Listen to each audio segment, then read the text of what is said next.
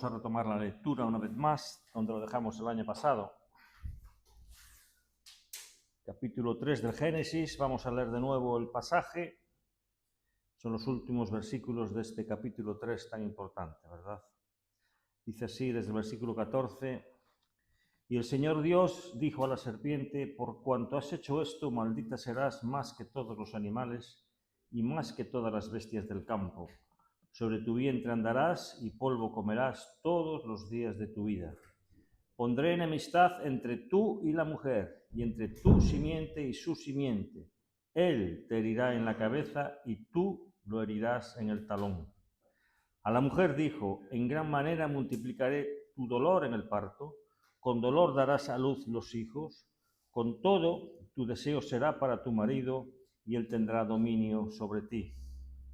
Entonces el Señor dijo a Adán: Por cuanto has escuchado la voz de tu mujer, y has comido del árbol del cual te ordené diciendo: No comerás de él, maldita será la tierra por tu causa, con trabajo comerás de ella todos los días de tu vida.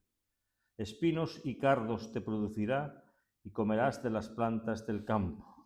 Con el sudor de tu rostro comerás el pan hasta que vuelvas a la tierra, porque de ella fuiste tomado, pues polvo eres y al polvo volverás. Hasta aquí fue lo que vimos la semana pasada, y el contexto sigue así. Versículo 20. El hombre le puso por nombre Eva a su mujer, porque ella era la madre de todos los vivientes. El Señor Dios hizo vestiduras de piel para Adán y su mujer y los vistió. Entonces el Señor Dios dijo: Ahora el hombre ha venido a ser como uno de nosotros, conociendo ellos el bien y el mal. Cuidado ahora, no vaya a extender su mano y tome también del árbol de la vida y coma y viva para siempre. Y el Señor Dios lo echó del huerto del Edén para que labrara la tierra de la cual fue tomado. Expulsó pues al hombre, y al oriente del huerto del Edén puso querubines y una espada encendida que giraba en todas direcciones para guardar el camino del árbol de la vida. Que Dios bendiga su palabra. Lo que vimos en el último mensaje de esta serie de Génesis, capítulo 1 hasta el capítulo 11, que es lo que nos hemos comprometido a ver, ¿verdad? Es el castigo que Dios trajo como consecuencia de esa desobediencia sobre la serpiente, sobre la mujer y sobre el hombre. Lo vimos en detalle en el último sermón. 5 castigos sobre la serpiente, 2 sobre la mujer y 2 también sobre el hombre. Eso fue lo que vimos en este resumen de los primeros versículos. Vamos entonces a ver la última parte, hermanos, de este relato, en donde encontramos el registro de la expulsión del hombre y de su mujer del jardín del Edén. Aquí Moisés nos describe con pocas palabras, a la verdad, ese momento en que el hombre es arrojado del jardín juntamente con su mujer. Antes de la expulsión propiamente dicha, lo que encontramos aquí son 2 episodios que son narrados para mostrarnos la misericordia de Dios todavía hacia el hombre. A favor de esa criatura caída, todavía Dios muestra misericordia. Y lo primero que vemos es que Adán le pone nombre a su mujer. Y eso lo vemos en el verso 20. Allí dice: el hombre le puso por nombre Eva a su mujer, porque ella era la madre de todos los vivientes. Y aquí Adán continúa con esa tarea que Dios ya le había dado al principio, de poner nombre a todas las criaturas que él había creado. Lo que nos muestra que Dios sigue, no se rindió, a pesar de haber vuelto la vida de Adán más difícil. Dios no revocó ese mandato cultural. Incluso después de la caída, el hombre tiene que dominar la tierra, conocer la tierra y descubrir cómo funcionan todas las cosas. Establecer una cultura, establecer una familia, establecer un pueblo. La raza debe de llenar toda la tierra, y vemos que Dios no desistió de ese plan, continúa con ese plan todavía, a pesar de la caída del hombre. Adán está haciendo lo que hacía antes de la caída, exactamente las mismas cosas: dar nombre a la creación, y ahora él le pone nombre a su mujer. Y ese es el estado en que nos encontramos hoy en día, toda la humanidad. Nosotros continuamos con ese mandato cultural de Dios de conocer su hermosa creación, descubrirla, investigarla, y aunque ahora eso no se hace sin dolor, sin angustia y sin sufrimiento, todo eso va a acompañar el desarrollo de la humanidad hasta nuestros días. El nombre Eva significa vida, vida. Y la explicación de por qué Adán le puso ese nombre nos es dada en la frase siguiente: porque ella va a ser la madre ¿de quién? De todos los vivientes, los seres humanos. Ella es la madre de todos los seres humanos. En hebreo incluso son palabras semejantes.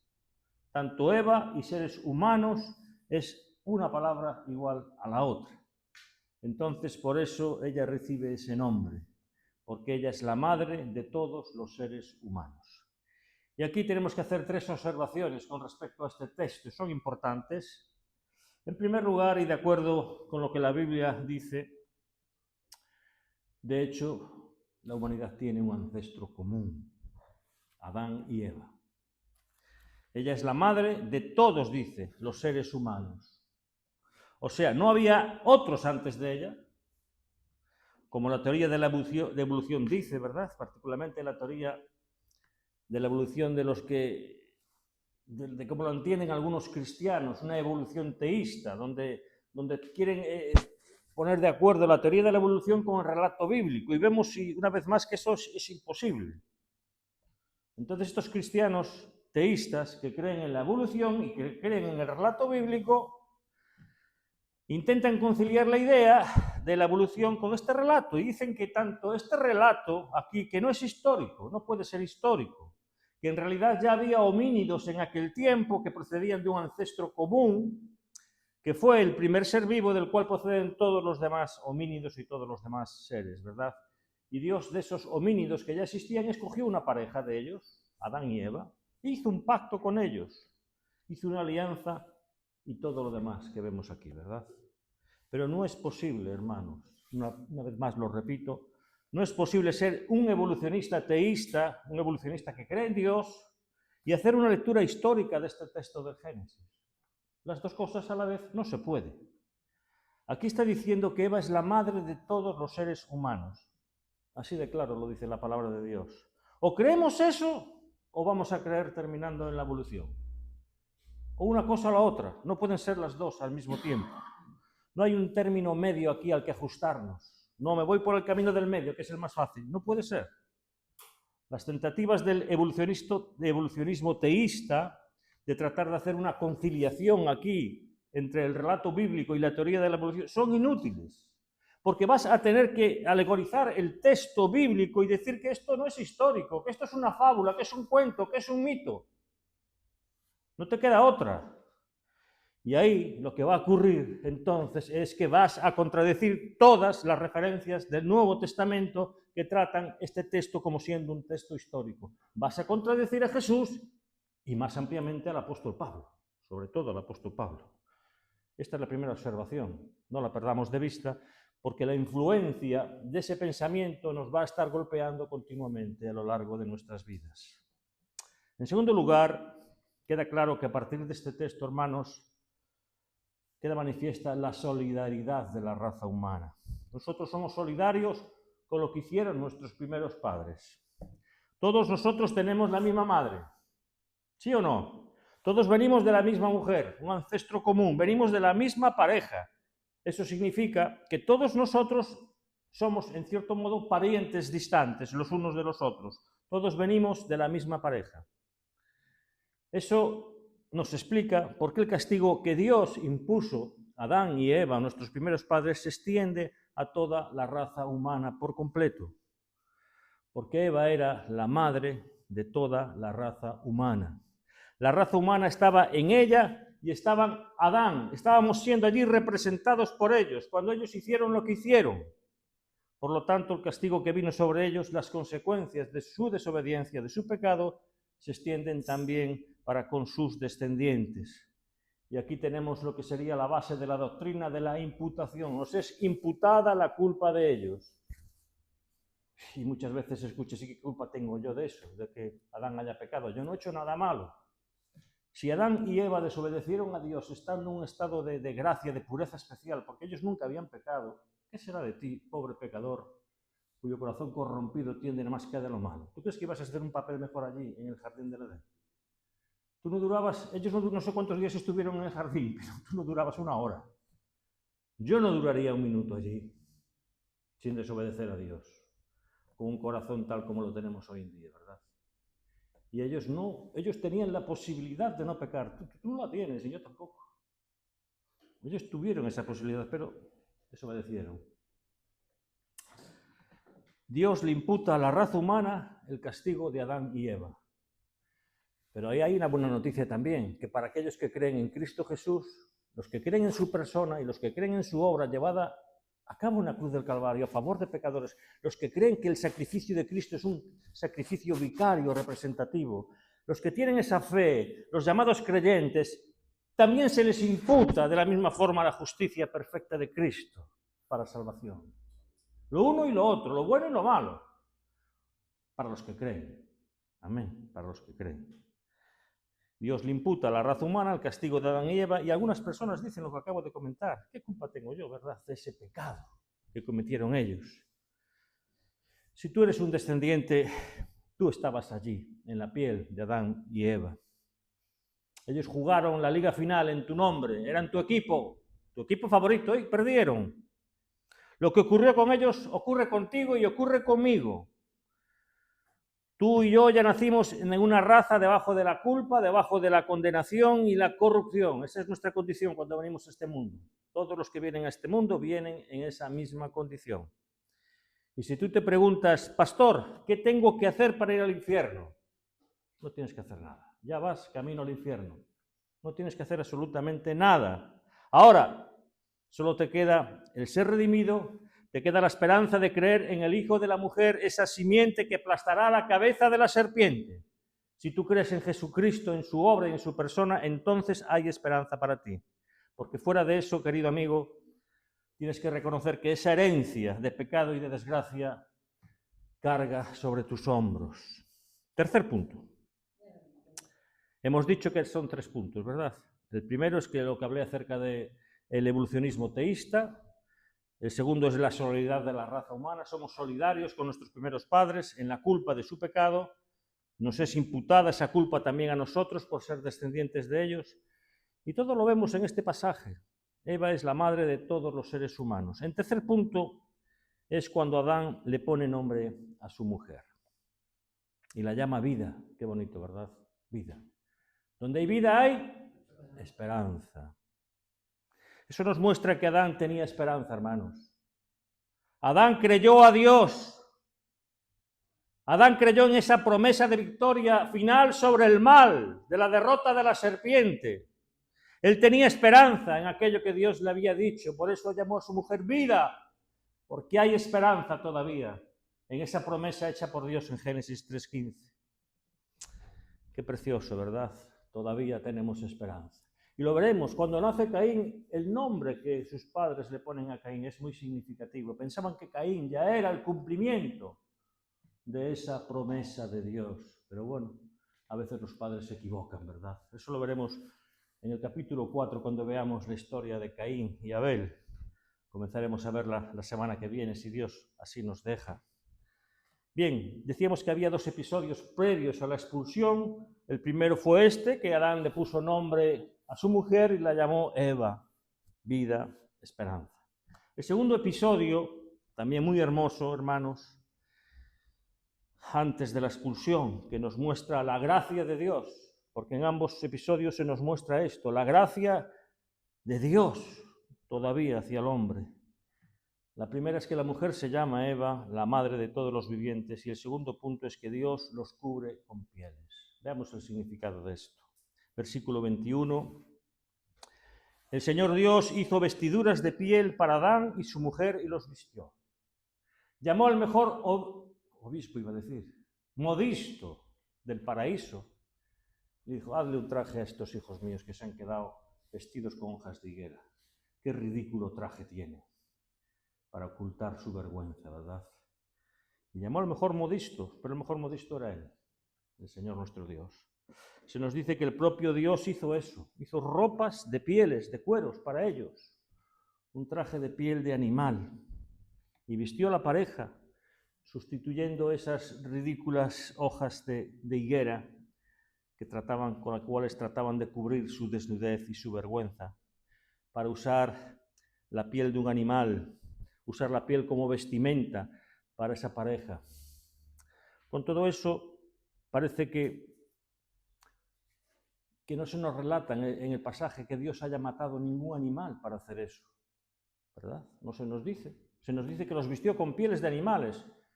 ¿Quién se quedó desnudo por ahí? ¿Algún animal de la creación quedó a partir de ese momento desnudo, sin piel? Puede que haya algún por ahí que lo hayan hecho evolucionar o que hayan trabajado con sus genes para que parezca que no tiene piel, ¿verdad? Pero con todo y eso es imposible. Es posible que Dios haya matado o ordenado matar a algún ángel o algún animal, sacrificarlo, por lo que vamos a ver en el capítulo 4 también, porque la Biblia se va revelando poco a poco. En el capítulo 4 vemos cuando un descendiente de la mujer, de la simiente santa, va a adorar a Dios, ¿qué es lo que hace, hermanos? ¿Qué es lo que hace Abel? Él hace precisamente eso, sacrificar un animal. Su padre, el padre de Abel, Adán, tuvo que contarle a su hijo y a sus hijos durante 930 años que vivió muchas cosas que aquí no las vemos en detalle, tenemos que extraerlas del texto. La Biblia no dice que Dios haya matado a ningún animal, pero ¿de dónde pudo extraer Abel que para adorar a Dios y agradar a Dios había que ofrecer lo mejor del rebaño y sacrificarlo y derramar su sangre? ¿De dónde? Es que Abel y Adán tomaron esa idea, porque fueron los dos. Se la tuvo que transmitir Adán a Abel, su hijo, que él no había nacido.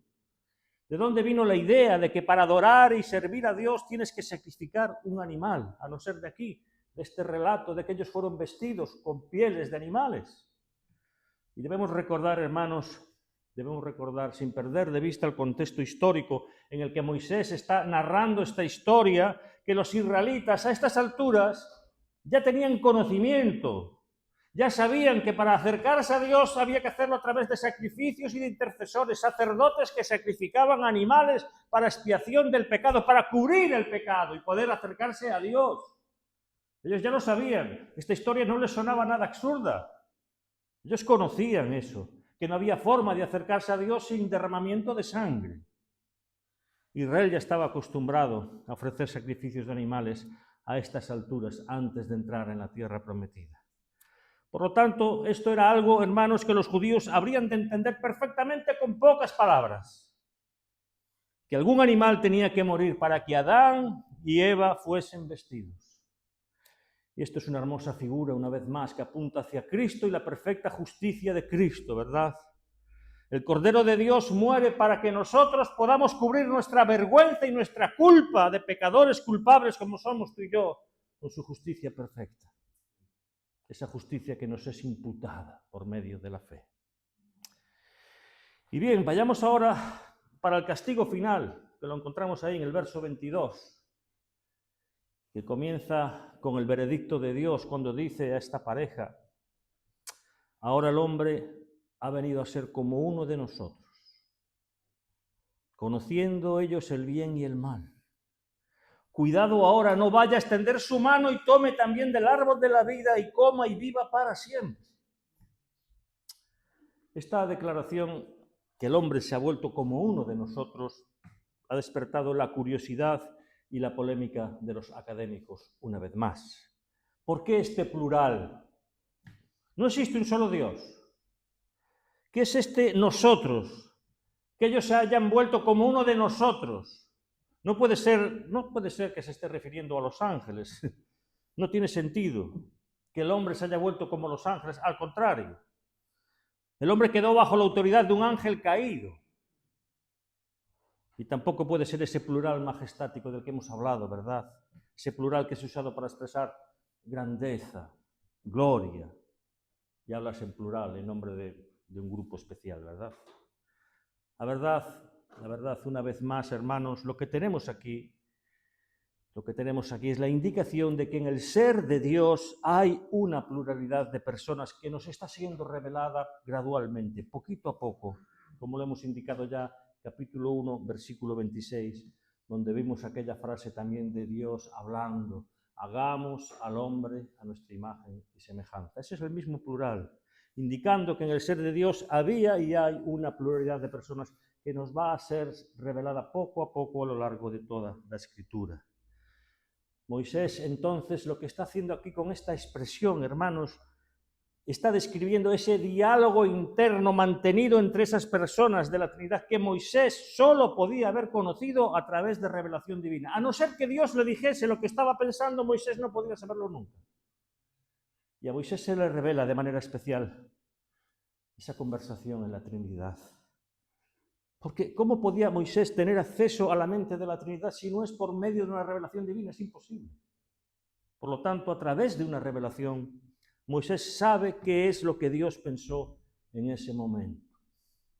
Lo que las tres personas están diciendo: el hombre se ha vuelto como uno de nosotros, conocedor del bien y del mal. Como una de las personas de la Trinidad. Solo que ellos no se volvieron como Dios, como la serpiente les había prometido, ¿verdad? No, al contrario.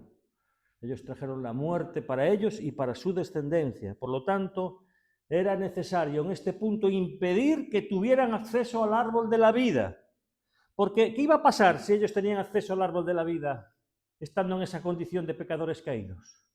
Bueno, si ellos comían de ese árbol de la vida, ellos vivirían eternamente en una situación de pecado y de enemistad contra Dios, una rebelión abierta contra Dios mantenida en el tiempo. Era, por tanto, necesario impedir que eso sucediese. Hay que restringir el acceso al árbol de la vida.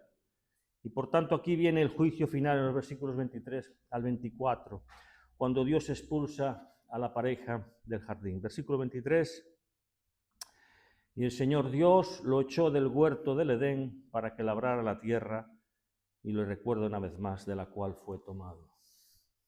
Aquel jardín maravilloso, extraordinario, inimaginable para nosotros, hermanos, para el bien del hombre, creado para eso, para el bien y deleite del hombre. Ahora el hombre es expulsado y sale para el campo de donde él había sido creado. Recordad que él fue creado fuera del Edén y colocado dentro del jardín. ¿Os acordáis de ese detalle? Que muchos pasan por alto.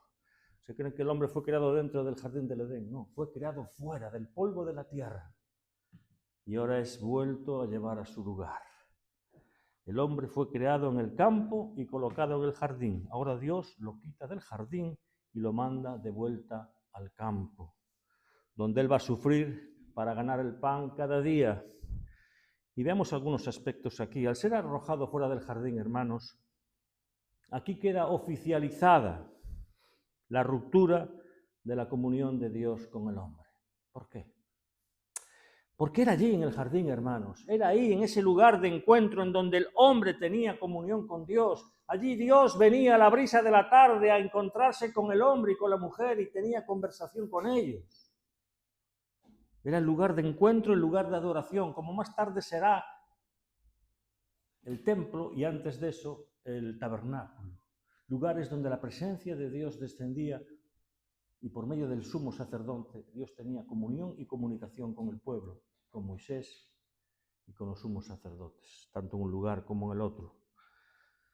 Y ahí el huerto del Edén era el lugar donde la presencia de Dios estaba para deleite del hombre. Y ahora el hombre es expulsado del jardín, es expulsado de la presencia de Dios y deja de tener acceso a esa presencia de Dios, a no ser que lo haga a través de mediadores.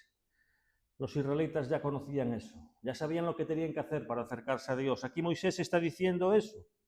Ellos sabían que no podían llegar directamente a Dios. Ellos dependían de los sacerdotes que ofrecían sacrificios para que ellos pudiesen entrar en la presencia de Dios. Sacrificios con derramamiento de sangre. Porque hubo una separación, ¿verdad? El hombre fue expulsado de la presencia de Dios. Y expulsado está hasta el día de hoy. Vivimos fuera del jardín, hermanos, hasta el día de hoy. La humanidad vive separada de Dios. Y enseguida Dios protege la entrada del jardín. Versículo 24. Expulsó pues al hombre y al oriente del huerto del Edén puso querubines y una espada encendida que giraba en todas direcciones para guardar el camino del árbol de la vida. ¿Qué medidas de seguridad tomó Dios para evitar ese posible acceso al árbol de la vida? No podía permitirlo de ninguna manera. Dios no dejó un hueco sin cubrir. Querubines hacia el oeste del jardín y una espada de fuego que se movía en todas direcciones para no dejar ninguna oportunidad al hombre de regresar. Moisés aquí menciona por primera vez, hermanos, si os habéis fijado y estáis atentos a la lectura, hasta ahora no habíamos oído nada de esto. ¿Qué son los querubines? Aquí aparecen por primera vez. Hasta ahora no habíamos oído nada de ellos. ¿Qué son los querubines? Bueno, el pueblo que Moisés está arengando y al que le está contando estas cosas, ellos eran conocedores de lo que eran querubines. Dios les había mandado construir 2 querubines de oro macizo, con sus alas extendidas, uno frente al otro para cubrir la tapa del arca, de lo que sería el propiciatorio. Y también les mandó bordar querubines en las cortinas que cubrían las paredes del tabernáculo. Ellos conocían lo que eran los querubines, ¿verdad? Ellos sabían que los querubines eran ángeles, eran seres morales, creados por Dios, espirituales, inteligentes, que cumplían las órdenes de Dios. Y aquí encontramos, hermanos, la primera indicación que Moisés nos da de aquel ser espiritual detrás de la serpiente, que posiblemente era este querubín, como la Biblia nos descubrirá más adelante. Ese querubín revoltoso que se había apartado de Dios en rebelión. Pero ¿en qué momento había ocurrido esto? No lo sabemos. ¿En qué momento en qué momento se había apoderado de esa serpiente, poseyendo a la serpiente, usando a la serpiente para apartar a la humanidad de Dios? Todo esto lo hemos visto en este relato, ¿verdad? Esta pregunta está aquí también implícita y va a ser respondida a lo largo de la Biblia. La Biblia se va revelando poco a poco, es imposible tener conocimiento todo de golpe. Pues sí, exactamente fue uno de esos querubines que no sabemos, ¿verdad?, cuándo fueron creados, no se nos dice, y ese querubín se revolvió contra Dios y desde entonces procura destruir la creación de Dios. Es él el que fue maldecido, al Dios maldecido a la serpiente.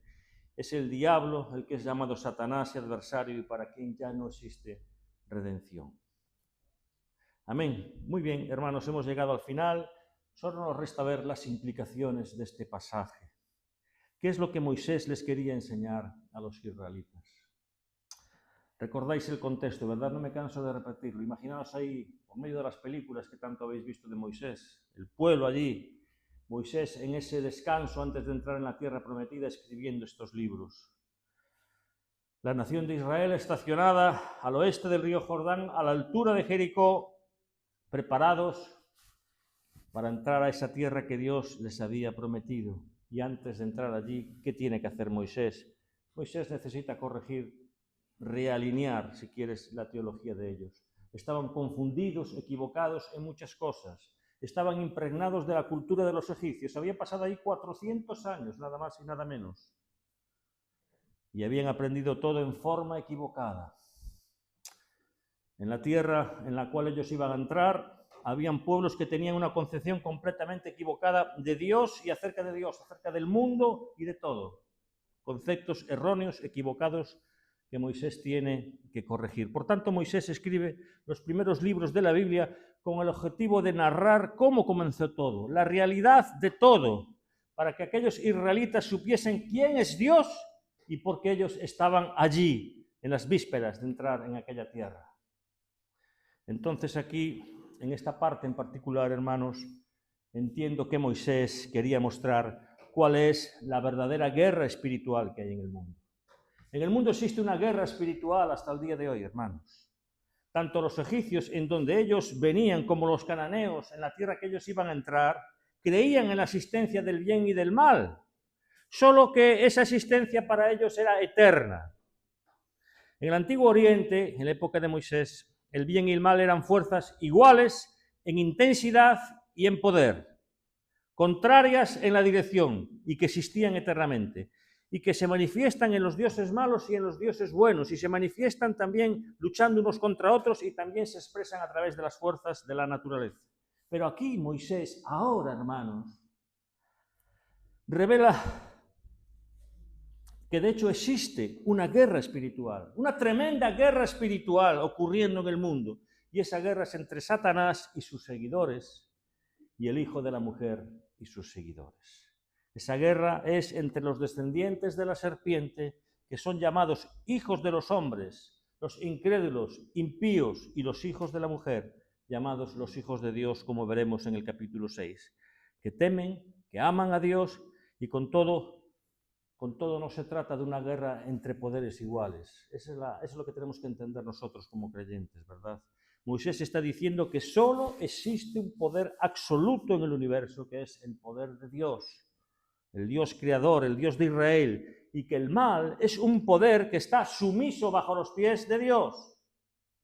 Es por eso que Dios lo puede maldecir y de hecho ha maldecido a Satanás, ¿verdad? Va a ser aplastado por alguien que viene de la raza humana. Entonces, Moisés corrige esa visión del mundo de los israelitas, esa visión equivocada que traían de allá de Egipto, diciéndoles que no existe el bien y el mal como poderes iguales. No, eso se llama dualismo y en otros lugares maniqueísmo. Eso no existe, no hay dos poderes iguales, existe el bien y existe el mal, pero el bien que representa a Dios es superior al mal.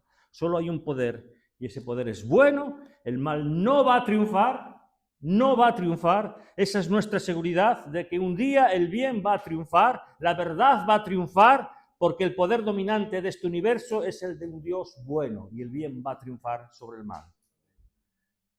Dios es un Dios justo, es un Dios sabio, como ya vimos en los capítulos 1 y 2 de la creación, y estamos viendo aquí también en este capítulo 3. La segunda cosa que Moisés quiere explicar aquí, hermanos, a estos judíos, a este pueblo de Israel, es la razón por la cual los israelitas habían sufrido como esclavos en Egipto tanto tiempo. ¿Por qué esta nación? Imaginaros, 400 años en Egipto y ahí dentro de Egipto se forma la nación de Israel, podemos decirlo así. Entraron 70 personas o 70 y tantas personas, depende. Y salieron casi 3 millones, contando mujeres, niños. Vamos a poner 1,5 millones para no ser exagerados. Y salieron como una nación. Y ellos ahora tratan de entender por qué les ocurrió todo eso, por qué fue necesario todo ese tiempo allí, por qué estuvimos 400 años como esclavos y por qué nuestros padres pasaron otros 40 años en el desierto hasta no quedar ninguno de ellos. ¿Cuál es la razón por la cual los israelitas habían sufrido como esclavos en Egipto y como peregrinos allá en el desierto por medio de 40 años? Experimentando enfermedades, dolor, rebelión, rebeldía en sus corazones y finalmente la muerte. La muerte. ¿De dónde vino todo eso? La respuesta de Moisés aquí es esta, ¿verdad? Vosotros sois hijos de Adán y Eva. Y como tales estáis en este mundo debajo de la culpa imputada por Dios a los hijos de la pareja. Todos ustedes han nacido con una naturaleza carnal, caída, corrupta, inclinada a todo lo malo. Ya nacieron sujetos a los castigos de Dios, como enfermedades, violencia, dolor, sufrimiento, muerte. Es por eso que hay tanto pecado, tanto dolor y tanta violencia en el mundo. Y es por eso también que ustedes les dicen, vais a morir. De hecho, la primera generación que salió toda de Egipto, todos perecieron en el desierto, a excepción de 2 personas, Josué y Caleb. Todos los demás quedaron sus huesos allí en medio de las arenas del desierto. Moisés está aquí dando una explicación para la realidad de la vida, y es una explicación que nos tiene que servir también a nosotros como hijos de Dios, como creyentes en Cristo. ¿Por qué sufrimos? ¿Por qué morimos? ¿Por qué tenemos tanta angustia? ¿Por qué tenemos esa voluntad para hacer lo malo? ¿Por qué las personas se agreden? ¿Por qué se matan? ¿Por qué no se respetan? ¿Por qué tiene que haber tanto odio en el mundo, hermanos? La respuesta está aquí. La tienes aquí delante de tus ojos. Nosotros somos hijos de esa pareja también. Y nosotros comimos con ellos y caímos en su desobediencia. Nuestra naturaleza es tan depravada como la de ellos y no hay esperanza para nosotros en nosotros mismos. No la hay. No la hay en nosotros mismos. La tercera cosa que Moisés quiere enseñarle a estos es la razón por la cual Dios había hecho una alianza con los israelitas. Dios había hecho un pacto con los patriarcas, Abraham, Isaac y Jacob. En verdad ese pacto fue con ellos, con sus antepasados, los llamados patriarcas, ¿verdad?, que acabo de nombrar. Porque Dios estaba preparando el mundo para la llegada del descendiente de la mujer. Dios había escogido un pueblo de entre muchos pueblos, y no porque fuera el mejor de los pueblos, ¿no? Les dice, vosotros sois lo más pequeño de la tierra, y a mí me ha placido escogeros a vosotros, para que de esa descendencia venga la simiente de la mujer, hasta llegar a Cristo. Dios había escogido un pueblo de entre todas las naciones de la tierra, y Abraham para ser la cabeza de ese pueblo. Los israelitas eran los descendientes de entre los cuales vendría aquel que derrotaría a la serpiente definitivamente. Por tanto, ellos eran el pueblo de Dios, el pueblo que era el portador del Mesías. Por su sangre corría la simiente santa que daría en un momento dado de la historia nacimiento al Mesías. Israel era el portador de la simiente de la mujer, de aquel que habría de destruir el mal. Por lo tanto, era preciso obedecer todos los mandamientos, las leyes, las ordenanzas y los estatutos que Moisés les estaba transmitiendo a los israelitas, y que a esas alturas, allí frente al Jordán, ya le había dado el Levítico, le había dado el Deuteronomio, le había dado los 10 mandamientos. Ellos ya sabían qué es lo que debían hacer y lo que no debían hacer. Ellos sabían que tenían que ser un pueblo santo para Dios. ¿Por qué? Porque de ellos vendría aquel que pisaría la cabeza de la serpiente. Y ellos pensarían, ¿y por qué, Moisés, estas leyes tan duras? Fíjate, los cananeos viven como quieren, hacen lo que quieren. Sí, pero vosotros no sois iguales a ellos. No podéis comportaros como ellos. Sois el pueblo que Dios escogió, no lo olvides, de donde vendrá la simiente de la mujer, aquel que es el Salvador del mundo, el Mesías que traerá el triunfo final. Es por eso que vosotros habéis sido separados de esos pueblos. No sois ya como ellos, es por eso que vosotros adoráis al único Dios verdadero. Es por eso que vosotros tenéis que obedecer estas leyes, porque vosotros sois el pueblo escogido de Dios, y Él quiere prepararos a vosotros para la llegada bendita del Mesías, la simiente santa. Y la cuarta y última explicación aquí que Moisés entiendo que quiere transmitir al pueblo, y de alguna forma también, ¿verdad?, para nosotros. Moisés muestra el propósito por el cual él habría de dar esa tierra de Canaán a su pueblo. ¿Por qué? ¿Por qué? ¿Cómo encaja todo esto, hermanos? ¿Cómo encaja todo esto de la promesa de la tierra, de poseer la tierra, de invadir la tierra? ¿Para qué esa tierra? ¿Por qué necesitamos esa tierra? Es porque en aquella tierra ellos habrían de aprender a vivir como el pueblo de Dios. En aquella tierra ellos establecerían una cultura. Allí ellos establecerían una iglesia. En aquella tierra ellos establecerían un lugar de adoración a Dios. Allí se levantaría el templo. Allí ellos obedecerían las leyes de Dios. Allí enseñarían a sus hijos a andar de acuerdo con la ley de Dios. Allí ellos esperarían que Dios cumpliese su promesa de que la simiente de la mujer viniese y aplastase la cabeza de la serpiente. Ahí en esa tierra se cumplió todas esas promesas. Y así el hombre recobraría de esta forma el cumplimiento de esa promesa en Cristo Jesús. Recobraría el dominio de la creación de Dios. Y el Hijo de la mujer reinaría para siempre sobre toda la creación. Amén. El porqué de esa tierra, un lugar específico que podemos visitar si quieres el día de hoy. Y eso tuvo su significado en aquel tiempo, en aquel lugar. Hoy la presencia de Dios mora en el corazón del creyente. Somos templos del Espíritu Santo. Ese Dios que habitó allí en el huerto del Edén, que habitó en el tabernáculo, que habitó en el templo, hoy vosotros sois, si sois creyentes, hijos de Dios, templos del Espíritu Santo, donde mora la presencia de Dios. Hermanos, que Dios ponga estas palabras en tu corazón, que reflexiones sobre ellas, porque aquí, hermanos, se encuentra la razón de todo. Aquí está la respuesta a todo. Aquí tienes la razón de tu existencia. Aquí conocerás, hermano querido, el origen del mal, de dónde vino el mal, del dolor, del sufrimiento.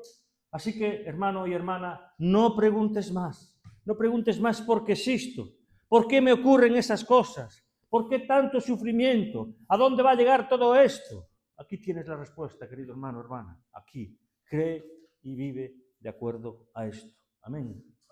Vamos a orar.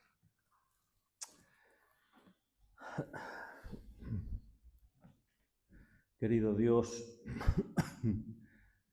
te damos muchas gracias, Señor Padre, porque te agradó revelar tu plan en tu palabra, tu propósito a través de las Escrituras. No estamos ciegos, no somos un pueblo perdido y sin rumbo. Conocemos dónde venimos, sabemos dónde estamos y sabemos a dónde vamos, Señor. Tenemos la respuesta para las principales preguntas existenciales con las cuales las personas se debaten hoy en día. ¿Quién soy? ¿Por qué existo? ¿Por qué sufro? ¿Por qué no tengo todo lo que quiero? ¿Por qué existe tanto sufrimiento en este mundo? Tanto sufrimiento y tanta maldad, Señor, que nuestros ojos pueden ver. Nosotros lo sabemos, Señor. Sabemos la respuesta y te damos las gracias por la viva esperanza, porque sabemos que el Hijo de la Mujer ya vino hace 2000 años, pisó esta tierra. Jesús de Nazaret, el bendito, ya murió en la cruz del Calvario, mordido por la serpiente, y con el mismo pie le aplastó la cabeza. Y ahora, Señor, estamos esperando su venida en gloria. Con la misma fe, con la misma entrega, con la misma certeza de la primera venida, esperamos su segunda venida, cuando habremos de vivir con Él en ese paraíso restaurado. Bendecido sea tu nombre, Señor, cuando podremos volver a participar del árbol de la vida. Gracias por ese plan maravilloso. Bendito sea tu nombre y gracias te sean dadas en el nombre de Jesús. Amén. Amén. Gloria al Señor.